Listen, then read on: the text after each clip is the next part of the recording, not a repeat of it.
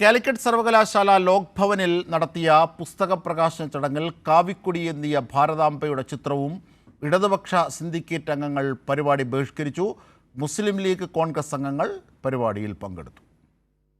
ലോക് ഭവനിൽ കാലിക്കറ്റ് സർവകലാശാലയുടെ ആഭിമുഖ്യത്തിൽ നടന്ന പുസ്തക പ്രകാശന ചടങ്ങിന്റെ വേദിയിലാണ് വിവാദമായ കാവിക്കൊടിയേന്തിയ ഭാരതാംബയുടെ ചിത്രം സ്ഥാപിച്ചത്.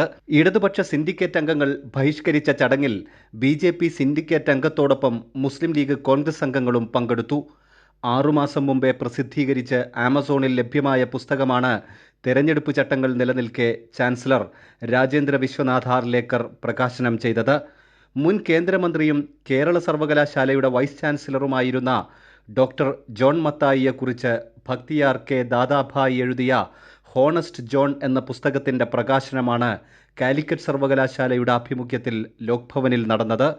പരിപാടി മാറ്റിവെക്കണമെന്ന് ഇടതുപക്ഷാംഗങ്ങൾ വൈസ് ചാൻസലറോട് ആവശ്യപ്പെട്ടിരുന്നു. ഇത് അംഗീകരിക്കാതെയാണ് പ്രകാശന ചടങ്ങ് നടന്നത്.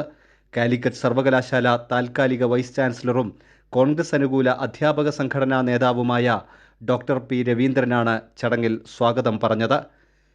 കൈരളി ന്യൂസ്, മലപ്പുറം.